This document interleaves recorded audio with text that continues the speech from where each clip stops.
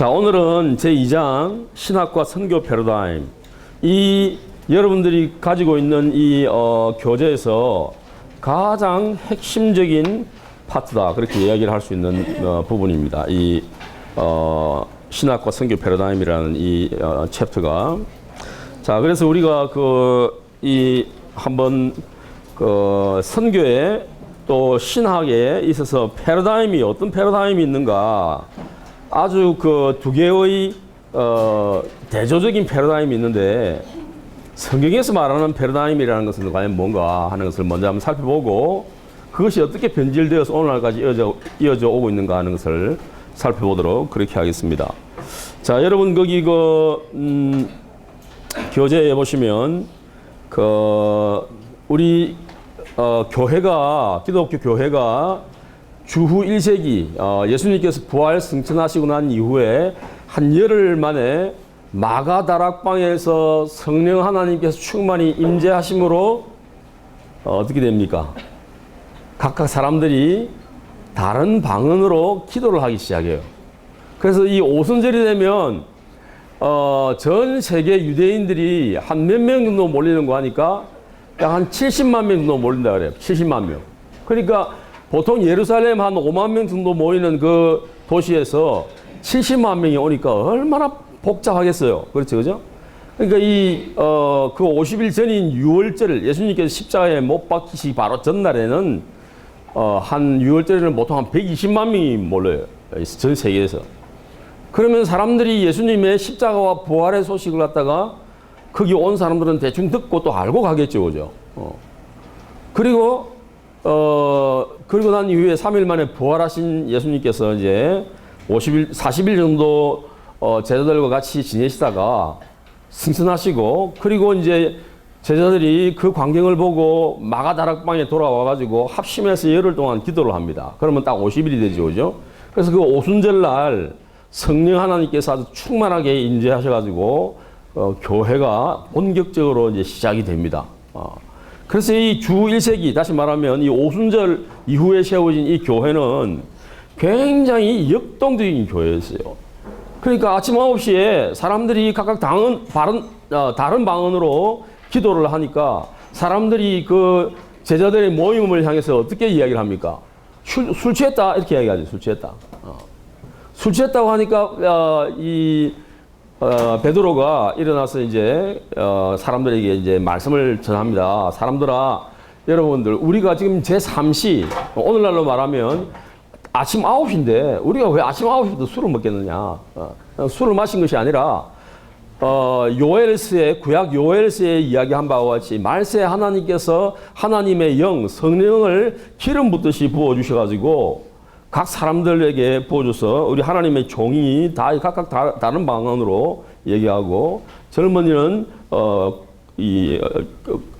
비전을 보고, 나이 드신 분들은 꿈을 꾸겠다 하는 그런 이제 얘기를 하면서 사람들에게 복음을 전합니다. 그래서 그날 예수님께 돌아온 사람들이 한 몇 명 정도 돌아옵니까? 3,000명이나 되는 사람들이 예수님께 돌아오는 역사가 일어나요. 그러니까 이 성령 하나님의 능력으로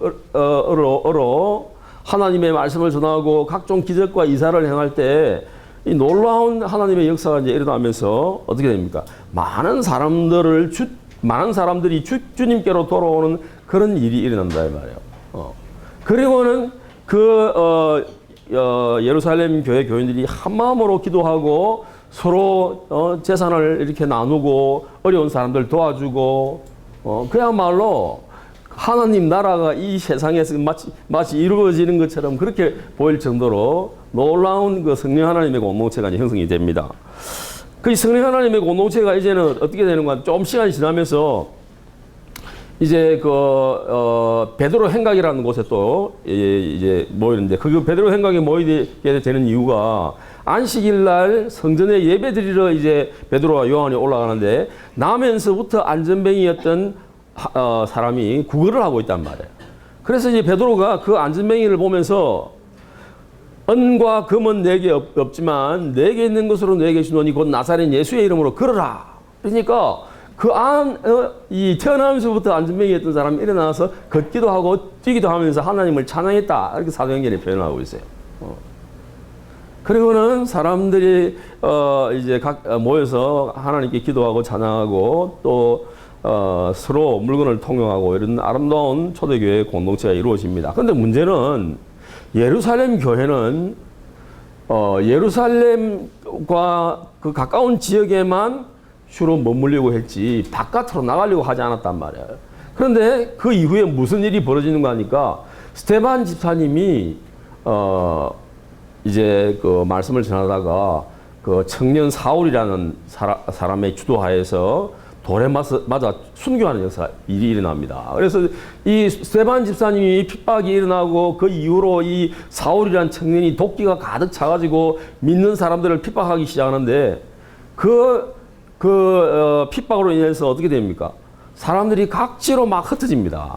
각지로 흩어져가지고 예를 들어서 이제 빌립 집사님 같은 경우는 사마리아 성으로 들어가요. 그러니까 예수님께서 사마리아 성 수가 성에 거기 여인에게 복음을 전한 이후에 처음으로 예수님 이외의 사람이 복음을 들고 들어간 사람이 누군가 하니까 빌립 집사님이에요. 빌립 집사님.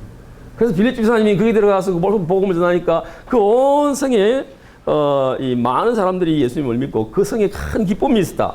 사도행전이 그렇게 표현을 하고 있다고. 그게 바로 뭐예요? 선교란 말이에요. 선교. 그래서 오늘날 들리는 이야기에 하면 그때 형성되어 있었던 그 팔레스타인 지방의 그리스도인 공동체가 아직도 존재한다는 거. 아직도 오늘날까지 존재한다는 거예요. 그 사람들이 몰랐지. 아직도 존재하고 있다. 그래서 이제 이 빌립 지사님이 그런 선교 공동체를 이제 선교하는 공동체가 다시 말하면 하나님께서 어떤 면에서는 약간 강제성 있게 이 성도들을 외부로 이제 보내셔가지고 선교하도록 만들었어요. 그리고 사람들이 각처에 다니면서 이제 복음을 전하기 시작하는 것이죠. 그런 의미에서 초대교회는 어떤 교회였느냐? 선교 공동체였다. 이 선교 공동체의 모습을 가장 잘 보여주는 대표적인 교회가 사도행전 13장에 나오는 안디옥 교회입니다. 안디옥 교회. 그래서 이제 이방인에게도 복음이 전해지는 그런 역사가 이제 일어납니다. 그래서 이제 초대교회는 그 우리가 마태복음 28장에 나오는 너희는 가서 모든 민족을 제자 삼으라는 그 마태복음 28장 19절에 나오는 주님께서 제자들에게 주신 최고의 선교 명령을 성취하기 위해서 존재하였고 그 거룩한 목적의 성취를 위해서 교회가 가지고 있는 모든 인적 자원과 물질을 들여서 헌신하며 전진했다. 여러분들 이제 우리가 선교 사역을 이제 하기 위해서는 또 하나님의 일을 하기 위해서는 특별히 이제 우리 하나님의 성령께서 가장 핵심적인 요인이지만 두 가지 인적 자원과 물적 자원이에요, 그죠? 인적 자원과 물적 자원 이 두 가지가 있어야지 이제 우리가 일을 우리가 할 수가 있다 이 말이죠. 그런 의미에서 우리가 이제 헌금도 하고 이렇게 해서 재정을 가지고 또 사람도 나가고 해서 선교를 감당을 하는 것입니다. 자, 그래서 이제 초대교회 성령 강림으로 오순절에 태어난 이후에 교회는 선교 없이 존재하는 때는 한 번도 없다. 이게 무슨 말입니까? 교회는 늘 선교해 왔다는 거예요. 그 당시에는, 초대교회 당시에는. 그래서 초대교회의 선교적인 삶을 이해하지 않고서는 초대교회의 본질과 그 역사를 정확하게 우리가 이해를 할 수 없다. 그렇게 이야기를 할 수 있습니다. 그 정도로 초대교회의 모습이 선교적인 모습이었고, 초대교회의 행위가 선교적인 행위였고, 초대교회의 이 양태가 선교하는 이 모습으로 우리가 그것을 묘사할 수 있다는 것이에요. 그래서 이제 초대교회 교회 구성원들은 모두가 이제 복음을 전하는 일에 헌신했고 섬김의 선교 사역을 위해 자신의 재산과 심지어 생명까지 아끼지 아니한 그런 것을 우리가 성경을 통해서 볼 수가 있습니다. 자, 그렇다면 초대교회에 이렇게 선교적 공동체가 된 것이 어떻게 해서 이런 초대교회 선교적 공동체가 됐겠어요? 여러 성도들의 희생적인 이제 그 헌신과 각고의 선교를 위한 노력이 있었겠죠, 그죠? 선교를 위한 노력이 있었는데 이제 우리가 항상 염두에 두어야 할 것은 어떤 사람이나 공동체의 행동이라는 것은 반드시 그 사람이나 공동체의 의식 속에서 이제 흘러나옵니다. 이제 우리 기독교에서는 그렇게 말하지 아니하고 하나님의 성령께서 그런 감동을 주셨다 이렇게 표현을 합니다만은 어쨌든 우리가 생각할 때는 사도 바울이나 바나바와 같은 이런 걸출한 선교사가 있었기 때문에 가능하다라고 생각하기 쉬운데 실제로 성경을 자세히 보면요, 또 이 선교 역사를 자세히 보면 그분들의 역할도 많지만 더 중요한 것은 바로 이분들이에요. 이분들. 무명 선교사들의 행렬이다 이 말이죠. 그래서 이제 우리가 주 1세기 초대 교회 선교를 설명하면서 어떻게 교회가 지역주의 울타리를 넘어 세계 기독교 공동체로 성장했느냐 라고 할 때 우리는 일반적으로 영웅적인 선교사님들, 사도 바울이라든지 사도 요한이라든지 또 바나바라든지 또 이런 분들이 활동을 해서 이렇게 초대교회가 선교적인 공동체였다 이렇게 이제 생각하기 쉬운데, 물론 이제 그분들의 우리가 선교 사역을 우리가 부인할 수는 없죠. 그러나 이 몇몇 영웅적인 사람들에 의해서 만 선교하던 그런 시대가 아니었단 말이에요. 그럼 어떻게 초대교회가 그렇게 성장할 수 있느냐? 이 모든 교회의 구성원들입니다. 모든 구성원들. 이 교회의 모든 구성원들이 선교에 진력을 했기 때문에 이 선교 사역이 활발해지고 교회의 역동성이 이제 주어지는 그런 역사가 일어났다는 것이에요. 그래서 이제 이 시대의 그 모든 그리스도인들은 다 선교사였습니다. 그래서 이제 이 그리스도의 지상 명령을 성취하기 위해서 선교 명령을 아주 적극적으로 실천하려고 했던 대표적인 교회 역사에 있어서의 그룹들이 이 초대교회 성도들이었다 그렇게 얘기를 합니다. 그래서 이제 그 윌 듀란 같은 경우에는 뭐라고 얘기를 하는 거 하니까 거의 모든 개종자가 선교의 직무를 가졌다 이렇게 이제 표현을 하고 있어요. 그 정도로 이 예수님을 믿는 사람들이 다 선교적인 마인드를 가지고 사역을 했다는 것을 이야기를 하고 있습니다. 허버트 케인은 그러면 여기에 대해서 어떻게 얘기를 하고 있느냐? 초대교회 그리스도인의 선교의 삶에 대해서 이렇게 표현을 하고 있어요. 자, 예수님의 제자들은 무기 없어도 진리는 있었고 깃발은 없어도 사랑은 함께 충성스럽고 열정적인 마음으로 바다와 육지를 건너 로마 제국 구석구석 모든 지역으로 들어갔고 가는 곳마다 친구와 이웃과 나그네를 만나 그들이 새롭게 발견한 믿음을 나누었다 이렇게 얘기를 하고 있어요. 믿음을 나누었다는 것이 뭡니까 여러분? 복음을 전하였다는 뜻이죠, 그죠? 그런데 이렇게 이제 그 초대교회 크리스찬들이 다 이렇게 선교적인 삶을 살았다 그러면 몇몇 성직자들만 복음을 전하는 것이 아니라는 것을 우리가 알 수가 있죠, 그죠? 그럼 이분들은 도대체 어떤 분들이었냐? 노예, 상인, 군인들, 세속적인 직업을 통해서 예수 그리스도를 전개했다는 거예요. 그래서 이제 누가 같은 경우를 예를 들어본다 그러면 이 누가는 안디옥 교회가 바울과 바나바를 선교사로 파송하기 이전에 이미 예루살렘 교회에서 흩어진 수많은 그리스도인들이 있어요. 그리스도인들이 여러 지역에서 이름 없이 빛도 없이 그리스도를 증거하는 그런 사역을 했다고 사도행전에서 이야기를 하고 있습니다. 그래서 우리가 이제 얘기를 할 수 있는 건 뭔가 하니까 이처럼 이제 그 주 1세기에 등장했던 이름 없고 얼굴 없는 무명 선교사들의 거룩한 행렬이 잠깐 왔다가 사라진 것이 아니라 교회 역사를 통해서 꾸준히 계속됐다네. 꾸준히 계속됐다. 여러분들이 이 티베트 선교사 중에서 그 썬다싱이라는 사람이 나오는데 그 썬다싱이라는 분의 전기를 읽어보면 아주 놀라운 일들이 많이 있어요. 그 전기를 읽어보면 그 프란시스 자비에르의 조카에 관한 이야기가 나옵니다. 근데 그 이야기를 오래는 할 수도 없고 그 프란시스 자비에르의 조카가 어떻게 되는 거 하니까 이제 일생 이 프란시스 자비에르의 조카가 복음을 듣고 조카에 의해서 복음을 들은 이 사람이 이제 전도를 합니다. 순회 전도를 하는 거죠. 이렇게 아라비아 반도를 돌아다니면서 그러다가 기도를 해요, 하나님께. 하나님, 제가 이제 이 나이가 60이 넘어가고 70이 다 돼가는데 제가 이제는 기력이 쇠해서 다니면서 전도를 하기에 너무 힘이 듭니다. 저에게 기도를 하면서 하나님의 사역을 할 수 있는 것을 허락해 주십시오. 그래가지고 하나님께서 그 사람에게 기도를 통해서 이제 세계를 바라볼 수 있는 또 세계를 선교를 하는 그런 여건을 허락했다는 것이 이제 선자시행의 이야기에 나오는데 그게 얼마나 되는가 하면 참 믿기 힘든 이야기지만 분이 동굴에서 기도한 횟수가 얼마냐? 엄청나게 긴 기간 동안 그 이후에 삶을 살아가시면서 기도했다는 기록이 나와요. 어쨌든 이러한 거룩한 무명 선교사들의 행렬이 이제 교회사를 통해서 끊임없이 계속되었다는 것을 우리가 알 수 있고요. 유세비우서 교회 역사를 기록한 대표적인 교회사인데 이분은 또 어떻게 얘기를 하고 있는가 하면 이렇게 얘기해요. 주님의 가르침에 순종하기 위해 그들이 처음으로 취했던 행동은 그들의 재산을 팔아서 뭐 어떻게 했냐? 가난한 사람들에게 이제 나눠주는 것이죠.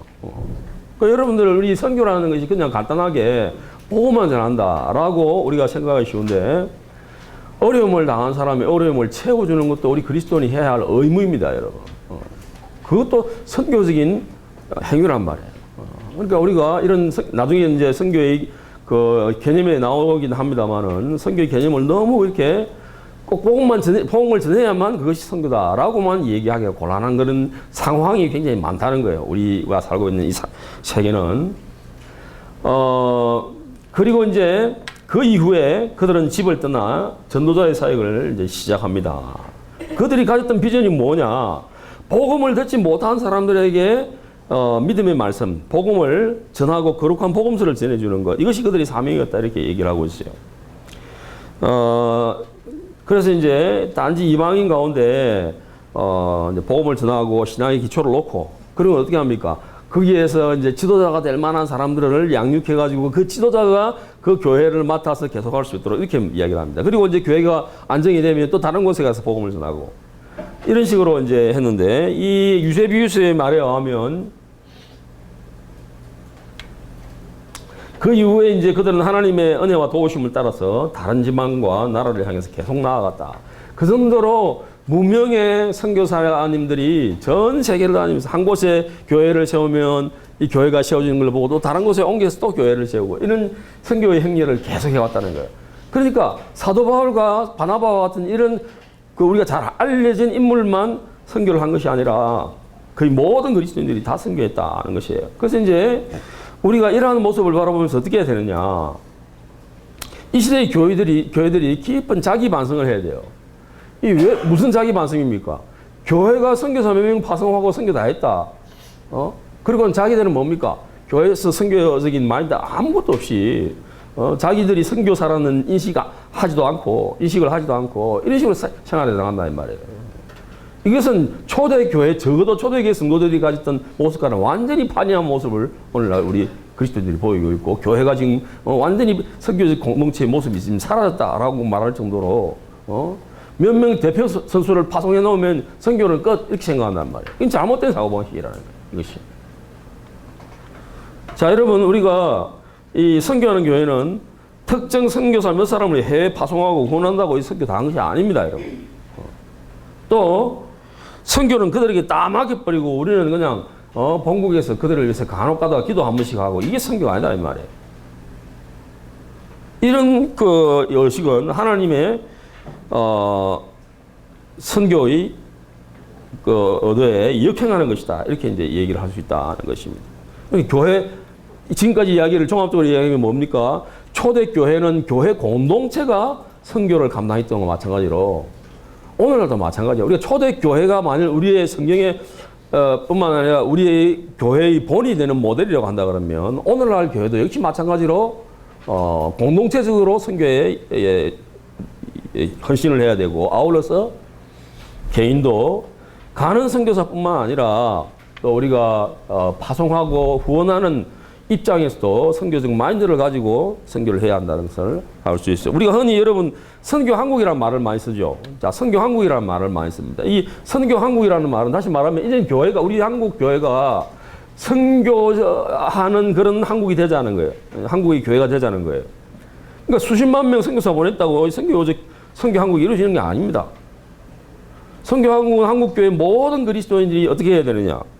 첫 번째, 선교적 마인드를 회복해야 되는 거예요. 선교적 마인드를. 이 의식 자체가 선교적으로 바뀌어야 한다는 말이죠. 다시 말하면 내가 존재하는 이유는 하나님께서 나를 구원해 주셨기 때문에 나는 존재하고, 하나님께서 나를 구원해 주신 이유는 이 하나님의 놀라운 사랑을, 복음을 이웃에게 전하기 위해서 나를 지금 현재 존재하게 했다는 사실을 늘 인식하고 있어야 한다 이 말이에요. 교회 공동체가 그래야 되고 우리 개인이 그렇게 해야 한다 이 말이죠. 또 뭡니까? 자신이 서 있는 삶의 현장이 뭐냐? 선교지다. 이런 생각을 가지고 선교를 해야 한다 이 말이죠. 꼭 해외에 나가서 복음을 전해야만 선교다 이런 마인드는 어떻게 보면 아주 국제적으로 일부분의 선교에 대한 일부분의 이해에 지나지 않는다. 그렇게 얘기를 할 수가 있습니다. 그리고 어떻게 합니까? 그곳에서 선교적인 삶이 이루어질 때 이제 선교 한국은 이루어졌다 이렇게 얘기할 수 있어요. 그러니까 이 선교라는 것은 우리 전 존재적인 삶을 포함한 복음 전도지 말로만 복음을 전하는 게 선교가 아니라는 것을 우리가 얘기를 해줄 수가 할 수가 있습니다. 그래서 이제 전 세계 예수 그리스도를 인생의 주인으로 모시고 사는 복음적인 기독교인들은 전체가 선교적 마인드를 가지고 선교사적인 삶을 살아가면 선교사로 나서는 총체적이고 총력적인 선교, 이게 진행되지 않으면 또 현재처럼 이렇게 소수의 선교사를 파송하는 이런 시스템 가지고는 전 세계를 복음화할 수 없다, 선교를 이룰 수 없다는 것을 이야기를 해줄 수 있습니다. 그래서 우리가 이 항목에 있어서 우리가 가장 핵심적인 것은 뭔가 하니까 파송한 선교사, 교회가 파송한 선교사라든지 또 몇몇 대표 선수들만 선교하는 것은 이것이 선교라고 생각하는 생각은 잘못된 것이다 하는 것이에요. 우리 모든 그리스도인들이 다 주님의 명령에 따라서 선교하는 그런 삶을 살아가고 선교를 해야만 우리가 이 시대에 주님께서 명령하신 그 선교적인 사명을 감당할 수 있다. 세계복음화를 이룰 수 있다는 것을 이야기하고 있습니다. 다시 말하면 어떤 잘 알린 선교사만의 사역이 아니라 선교는 모든 그리스도인의 사역이고 또 이 유명한 사람들의 선교에 의해서 이 복음이 확장되는 것이 아니라 모든 그리스도인들이 다 무명의 그리스도인들이 이름 없이 삐 없이 그렇죠. 선교 사역을 감당함으로써 총체적이고 총력적인 선교를 통해서 하나님 선교를 이룰 수 있다는 것을 이야기를 해주고 있습니다. 자, 두 번째 이제 등장하는 섹션은 선교적 교회와 관리적 교회라는 개념이에요. 이 개념은 이 여러분들이 가지고 있는 이 이제 박동석 교수님의 선교 없이 교회 없습니다라는 이 책에만 등장하는 개념이긴 하지만 대단히 중요한 개념입니다. 이 대단히 중요한 개념인데 이제 이러한 선교적 교회와 관리적 교회로 구분하는 이유가 뭔가 하니까 과연 성경에서 말하는 교회라는 교회의 형태라는 것이 뭔가 하는 것을 보여주기 위해서 이제 구분하는 것이에요. 결국은 대조를 통해서 더 명백하게 교회의 본질이 무엇인가 하는 것을 규명하고자 하는 것이 바로 이 절의 목적이라는 것을 이야기를 하고 할 수가 있어요. 자, 이러한 이제 우리가 금방 살펴본 것 같이 이 초대교회의 이 선교라는 것은 이 3세기, 구체적으로 말하면 4세기 초까지 계속됩니다. 그래서 그걸 갖다가 이제 3세기 말에 로마 제국 거의 내부에 거의 모든 지역에 이제 복음이 다 침투가 됩니다. 그 정도로 그 소수의 무리가 복음을 전하고 복음을 들은 사람들이 다시 또 양육을 받아 또 복음을 전하러 나가고 이렇게 해서 승법분식이 막 일어난다는 거예요. 쉽게 말해서. 그래서 주님의 몸된 교회가 엄청나게 빠른 속도로 전 로마 지역에 이렇게 이제 가게 됩니다. 자, 여러분, 사도행전이 우리가 로마 지역에 어떻게 해서 복음이 전해졌는가를 알려주는 대표적인 성경에 나타난 선교 역사라고 볼 수 있는데, 여러분들이 볼 때 오늘날과 사도행전, 그러니까 다시 말하면 로마 제국 시대와의 몇 가지 차이점이 존재하는 걸 우리가 알 수가 있는데, 그 차이점이 뭘까요, 여러분? 첫째는 로마 제국 내에는요 모든 언어가 통일이 되어 있어요. 코인의 헬라어라고 평민들이 사용하는 그리스가 있단 말이야. 그러니까 언어를 따로 안 배워도 돼. 두 번째, 국경을 건너서 다른 나라로 혹은 다른 지역으로 가는 데 있어서 비자 필요 없어요. 그렇잖아요. 그렇죠, 그죠? 문화적으로도 거의 로마가 그냥 통일을 해가지고 한 나라를 이루고 있으니까 약간은 차이는 있겠지만 아주 오늘과 같이 극심한 민족주의에 의해 형성된 국가 단위의 이런 세계 체제와는 달리 문화적으로도 아주 많은 차이가 나지 않는 그런 여건이 있었다 이 말이에요. 그러니까 상대적으로 하나님께서 선교하기에 굉장히 좋은 여건을 만들어놨다는 것을 우리가 알 수 있었고 또 이러한 여건을 이제 활용해서 복음 전도가 아주 활발하게 일어났다 이렇게 이제 우리가 얘기를 할 수가 있어요. 근데 문제는 뭔가 하니까 이 초대 교회 공동체도 시간이 지나면서 뭐가 됩니까? 선교적인 마인드를 상실해 갔다는 거죠. 그리고 이 교회도 선교적인 특성을 이제 상실해 가고 있다는 것을 우리가 역사적인 성경을 통해서 성경과 역사적인 서적들을 통해서 우리가 추적해 볼 수가 있습니다. 이제 이런 그 선교적인 그 특성과 마인드가 언제인지 특별히 상실이 되는 거 하니까 4세기 초에 니케아 종교회의라는 게 있어요. 니케아 종교회의가 있는데 이 니케아 종교회의 이전에 AD 313년에 콘스탄틴이라는 황제가 이 기독교를 공인합니다. 그전에는 기독교가 황제 숭배를 하지 않는다고 해가지고 기독교를 어떻게 했습니까? 핍박했거든. 그래서 기독교인들이 이제 많이 이제 죽기도 하고 순교하기도 하고 또 추방당하기도 하고 핍박을 받아 고난을 당하기도 하고 했는데 그 사람들이 드러내놓고 예배를 드리지 못하니까 어디서 예배를 드립니까? 그렇죠. 지하 카타콤에 내려가가지고 거기서 이제 예배를 드리는 그런 고난의 행군이 아주 오랜 동안 계속되었습니다. 근데 문제는 뭔가 하니까 콘스탄틴 대제가 이제 환상 중에 십자가를 보고 자기 이 정적을 그 예수님의 환상을 보고 이제 물리치고 난 이후에 이제 정권을 잡습니다. 로마 제국의 정권을. 그 로마 제국의 정권을 잡고 난 이후에 이 십자가로 승리를 했기 때문에 이 사람이 기독교를 용인을 해요. 다시 말하면 이제 사람들은 기독교를 믿어도 된다. 기독교에서 말하는 예수님을 믿어도 된다. 이렇게 공포를 해버려요. 그러니까 기독교가 이제는 핍박받던 종교에서 공적인 종교로 이제 부상하게 됩니다. 거기에 더해가지고 어떤 일이 벌어집니까? 나중에 지나가고 시간이 지나면 390년경에 기독교가 국교가 돼버려요. 로마에. 그렇게 되니까 어떤 현상이 벌어집니까?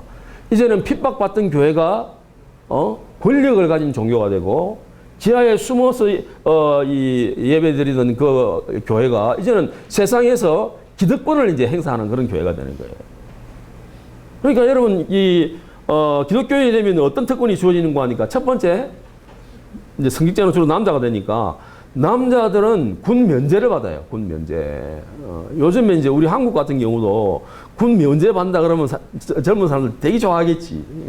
그러니까 이 성직자들이요 군 면제를 받아요.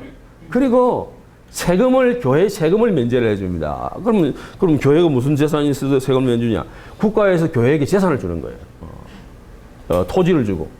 그러면 거기에서 이제 소출이 나고 이제 교회 수익이 생기면 그 수익에 대해서는 세금을 부과를 안 시키는 거예요. 그러니까 교회가 이제는 특권 계층이 되는 거예요. 교회가. 그런 현상이 이제 벌어집니다.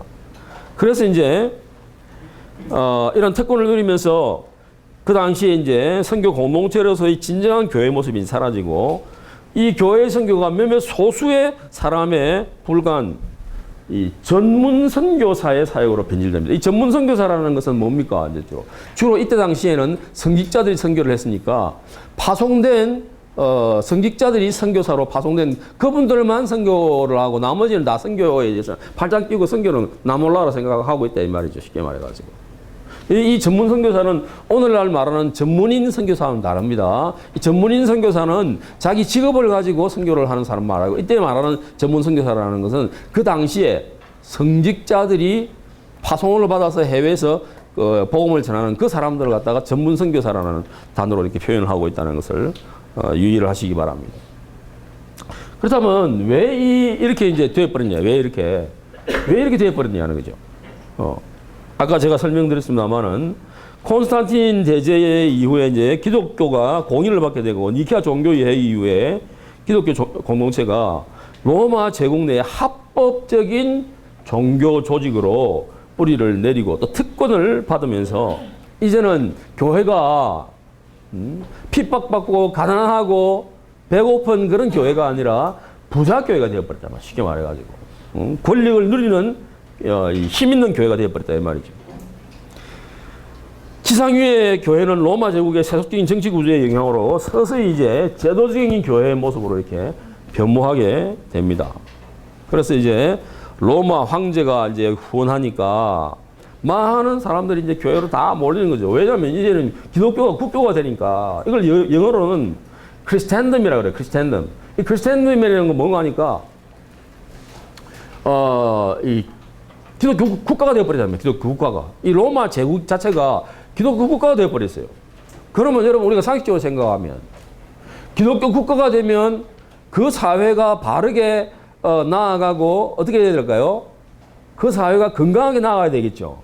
근데 인간의 탐욕이 개입됨으로써 어떻게 됩니까? 오히려 로마가 몰락하는 일이 이제 발생하게 된다 이 말이죠. 그래서 이 교회 공동체가 거대한 힘을 가진 조직체가 이제 됩니다. 로마 제국 내에 수많은 사람들이 로마 황제가 후원하고 지상의 교회가 몰려들면서 거대한 힘을 가진 조직체로 이제 자리를 잡게 되고, 따라서 교회는 더 이상 믿지 않는 세상을 향한 선교를 향한 필요성을, 선교의 필요성을 거의 느끼지 못하는 교회가 이제 돼버리고 만다는 것입니다.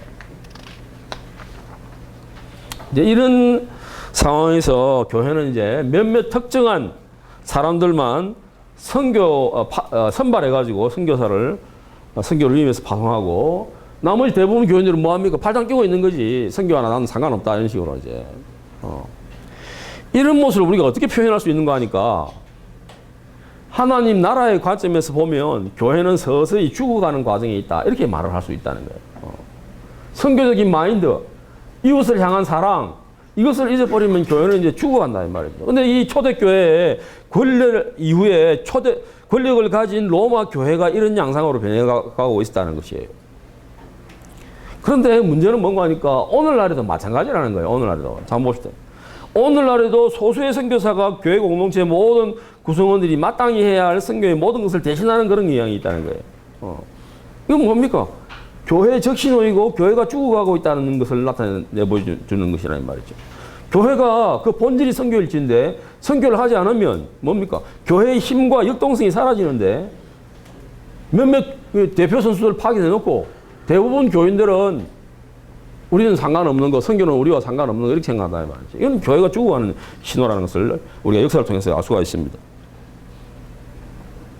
교회가 제도화되어서 기동성을 상실하고 선교의 정신이 메마르면 교회는 서서히 죽어갑니다. 따라서 외향적으로 선교사를 파송하는 등의 선교 사업은 진행되지만 거기에 선교적인 마인드, 선교적 정신 이런 것은 죽어가고 존재하지 않는다는 것이에요. 그래서 이제 우리가 어떻게 이 얘기를 할 수 있냐면, 여러분 보세요. 교회가 어떤 한 지역을 담당하고 있는 교회 구성원들이 영원히 계속됩니까? 나도 이 땅에서 영원히 살게 됩니까? 그렇지 않아요. 우리의 육신은 날로 쇠해지고 언젠가 시간이 되면 육신은 하나님께로 가게 돼 있다고요. 이 믿는 사람들은. 교회도 마찬가지예요. 교회가 그 교회를 구성하고 있는 사람들이 영원히 계속되느냐? 아니에요. 물론 우리가 이야기하고 있는 이 흔히 많은 사람들이 생각하듯이 교회의 건물, 그것이 교회가 아니죠. 예수 그리스도를 믿는 무리의 공동체예요. 예수 그리스도를 믿는 무리의 공동체가 그 구성원들도 영원히 존재하는 건 아니에요. 이 땅에서. 그렇기 때문에 뭐가 있어야 되느냐? 우리는 이 땅에서 나그네라는 사실을 알아야 돼요. 나그네. 나그네가 가져야 할 기본적인 이 사고는 뭡니까? 근데 이 나그네는요, 세상의 나그네와 좀 달라요. 이 나그네는 무슨 나그네냐? 목표를 향해서 나아가는 나그네예요. 그러니까 천국이라는 목표를 향해서 나아가는 나그네라는 말이죠. 이걸 다른 말로 표현하면 뭐죠? 이 세상에서는 잠깐 있다가 한다 이 말이에요, 우리가. 사람들이 재산을 엄청 많이 모으는데, 우리 지금 우리나라 부자들도 마찬가지 아니에요? 마치 자기가 내 돈이라는 것은 여러분 뭡니까? 내 돈이라는 것은 내가 이 세상에서 쓰고 갈 돈을 내 돈이라 그래요, 여러분. 근데 오늘날 많은 부유한 사람들이 막 욕심이 끝도 없이 돈을 모은다고. 어떤 면에서 교회도 그걸 갖다가 부인할 수 없을 정도로 계속 그렇게 예배당을 지어야 된다고, 이게. 뭐 예배당을 짓는다는 것 자체가 물론 귀한 일이긴 하지만 그 정도가 너무 심해요. 요즘 같은 경우에는 보면. 이게 뭔가 하니까 교회가 선교적인 마인드를 잃어버리고 예배당을 관리하는 존재로 들어가게 된단 말이에요. 이게 쉽게 말하면 선교적 교회와 관리적 교회의 차이점이다, 이렇게 얘기를 할 수가 있어요. 우리 그리스도인들은 나그네 성을 유지해요. 나그네 성. 이 땅에 잠시 있다가 한다 이 말이죠. 교회가 선교단체가 교회나 선교단체의 비대한 조직은 교회 공동체와 하나님 백성들을 이 세상에서 나그네됨이라는 일시성을 망각하게 만들어버려요. 우리는 이 세상에 잠깐 있다 가는 거예요, 여러분. 근데 이걸 망각하게 한다고. 마치 이 세상에 영원히 계속 살 것처럼 이렇게 생각해버린단 말이에요. 아까 말씀드린 바와 같이 콘스탄틴 대제가 기독교를 공인하면서 이게 313년인데 기독교 공동체는 어두운 지하 카타콤에서 모이던 시대를 청산하고 이제 지상에 올라와 화려하고 거대한 모습으로 이제 자리 잡게 됩니다. 여러분 오늘날 물론 중세기를 거치면서요 서구 사회에 한번 여행을 한번 해보세요. 이 마을은 조그만한데 예배당은 엄청 크게 지나서요.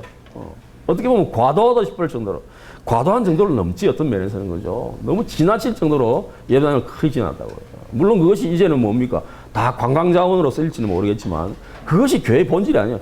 예배당을 짓는 것이 교회의 본질이 아니란 말이에요. 그리스도인들은 얼마 전까지만 하더라도 합법적인 생육을 갖지 못하고 가혹한 핍박의 대상이었는데 이제는 기독교 공인이 되면서 로마 제국의 핍박의 시대는 끝나고 평화의 시대가 이제 돌아가게 됩니다.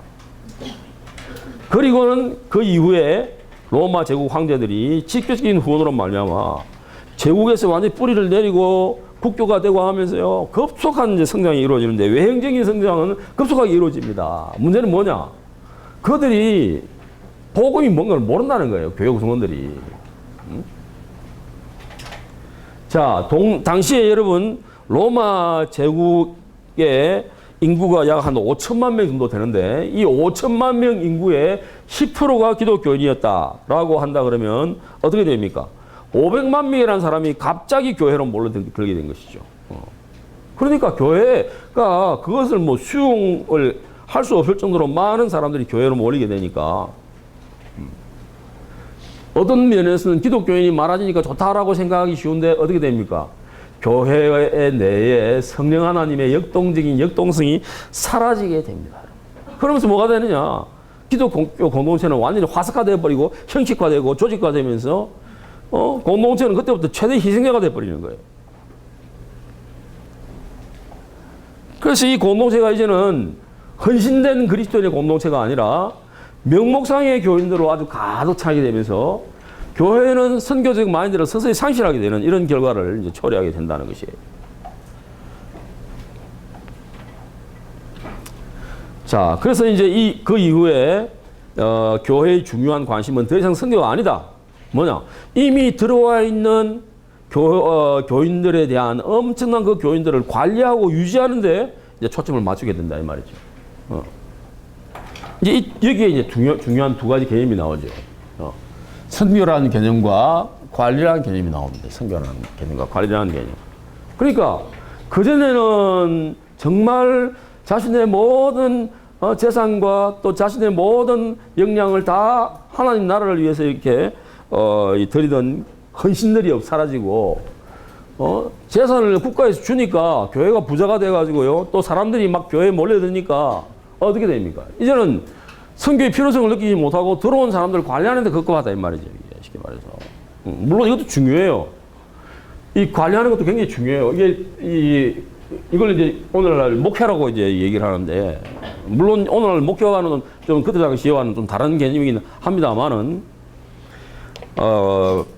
여기서 말하고자 하는 핵심적인 내용은 뭔가 하니까 선교적인 마인드는 상실하고 교회는 더 이상 역동적인 삶을 포기하고 안주하려는 그런 경향이 생기기 시작했다는 것이에요.